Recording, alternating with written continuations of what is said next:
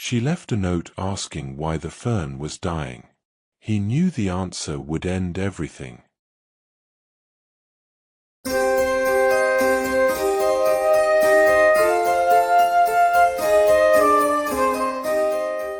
fern in the corner was dying, and Tomas Ribeiro knew exactly why. But that Sunday morning, standing on the shared rooftop of the old building on Rua Aurora, he could not bring himself to write it down. He had lived in Sao Paulo his whole life. 32 years. In this building for 8 of them. When the family on the top floor moved away, they left their plants behind. Nobody claimed them. So Tomas claimed them quietly, the way he did most things. Every morning before coffee, he climbed the stairs with an old green watering can and kept a mental notebook of who survived the winter and who did not. He was an editor at a small publishing house. He spent his days fixing other people's sentences. He was good at endings for other people and terrible at them for himself. The first note appeared on a Tuesday, taped to the clay pot of the corner fern, in careful blue ink. Why is this one turning yellow when the others are fine? I just moved in and I would hate to kill it. He read it 3 times. He did not know who wrote it. He only knew someone had noticed the same corner he had. Her name was Helena Vasquez. She had taken the top floor flat, the one the old family left empty. She was 29, an architect who had just returned to the city after years away, tired of building things that did not feel like home. She had grown up in flats where nothing was ever planted, because her mother always said not to get attached to a place you would leave. Tomas wrote back on the same note. Too much water. Ferns like damp, not drowning. Let it breathe. The next Sunday, they met without meaning to. Both holding watering cans. Both surprised. She was smaller than her handwriting suggested. Dark hair tied back, paint on her fingers from unpacking. He was taller, quiet, with the kind of face that took a moment to trust you. So you are the fern doctor, she said. And you are the drowner, he said. She laughed. That was the beginning, though neither of them called it that. They fell into a rhythm without deciding to. Sunday mornings, before the city fully woke, before the coffee, they climbed to the roof. He taught her which leaves to cut so the plant would send its strength somewhere useful. She learned the names. The maidenhair fern. The spider plant. The stubborn little cactus that refused to die no matter what anyone did. One week she came back from the Mercadao with seedlings. She had met an old vendor named Sue Osvaldo who sold herbs from crates.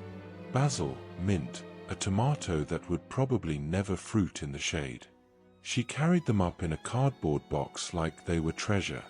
They planted them together, kneeling on the warm concrete, their shoulders close. The rooftop, so long a graveyard of abandoned things, began to turn green again. It became a garden. And slowly, without a single conversation about it, it became theirs. He learned that she hummed when she was concentrating.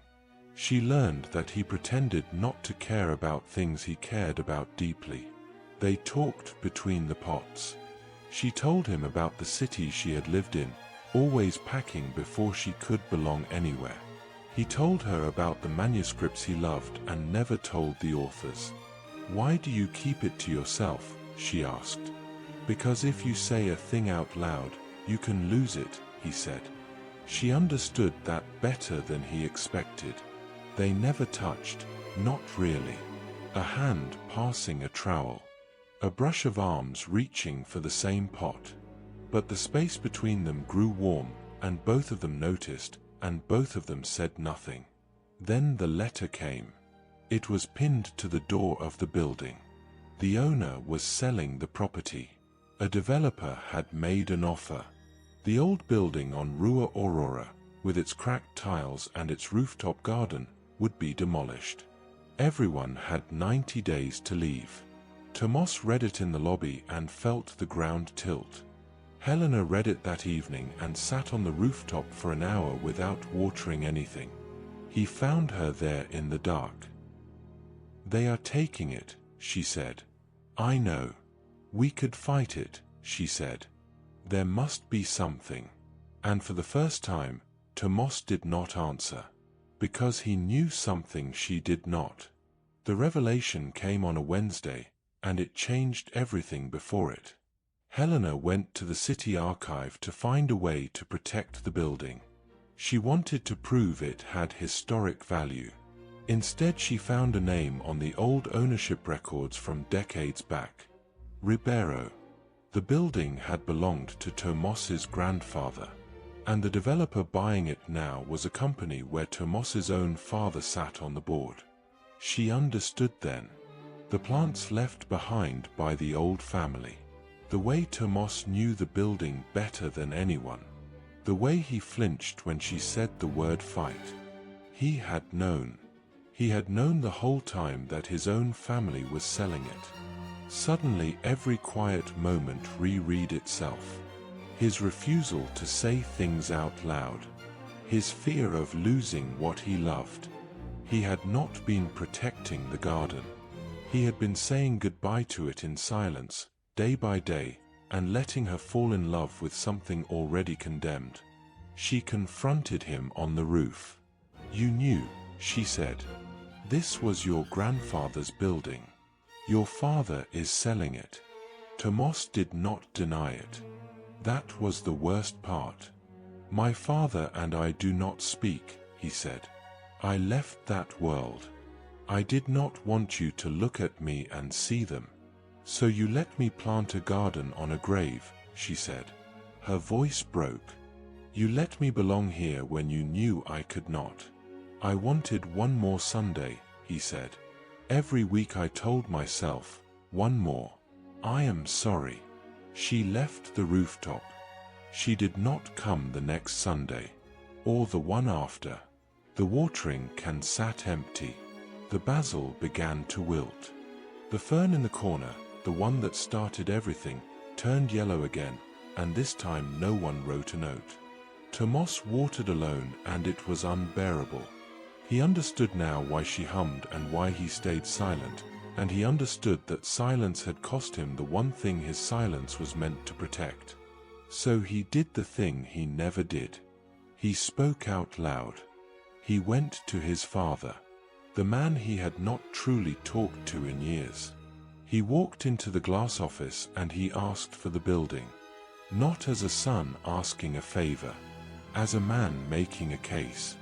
He told his father about the garden, about the woman, about the plants that survived the winter when nobody expected them to. His father listened. Then he said the building was already sold on paper. The only way to stop it was to buy it back, and the price was more than Tomas had. But it was not more than Tomas had if he sold the one thing he owned. A small country house his grandfather had left him. The last piece of a family he had run from. He had kept it for years, telling himself he might need it. A place to escape to. He sold it. He gave up his escape to save a place he could not run from. When Helena heard, she did not believe it. She climbed to the rooftop and found him there, watering the yellow fern, sleeves rolled up, tired. "You sold your grandfather's house," she said. "I did not want somewhere to run to anymore," he said. "I wanted somewhere to stay." She stood very still. "Say it out loud," she said. "Whatever it is. Say it now." He put down the watering can. "I love you, Helena. I have loved you since you called me the Fern Doctor. I was afraid because everything I love, I lose. But I would rather lose it having said it than keep it in silence." She crossed the roof and she did not answer with words. She answered with her hands in his hair and her forehead against his and the whole green garden breathing around them. The building did not fall. A year later, the rooftop on Rua Aurora was famous in the neighborhood. Neighbors came up to sit among the plants. Sue Osvaldo from the Mercadal delivered seedlings by the crate. Tomas finally told his favorite author how much the book had meant, and the author wept. And on a Sunday morning, before the coffee, Helena and Tomas climbed the stairs together with 2 watering cans. In the corner, the fern was green and enormous, spilling over its clay pot, refusing to die. Helena tucked a small note into the soil, the way she had that first Tuesday. Tomas pulled it out and read it. "Marry me," it said, in careful blue ink. He looked at her. She was already smiling. "Too much water kills a fern," he said. "But this one is thriving." "Yes," she said. Because someone finally stayed. He wrote his answer on the same note, the way it had always been between them.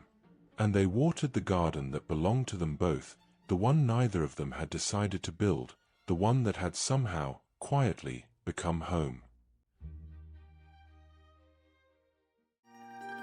Did you enjoy today's story? Stay with me for just one more moment. Tell us in the comments which city you're watching from. If this message touched you, or if you have ideas for new stories, share your suggestion. Leave a like if this message meant something to you. Subscribe to the channel so you don't miss the next videos. If you think someone might appreciate this message, feel free to share it. And if you'd like to support the channel, take a look at the links in the description. Some of them are affiliate links, so you can help at no extra cost. Thank you very much for your company.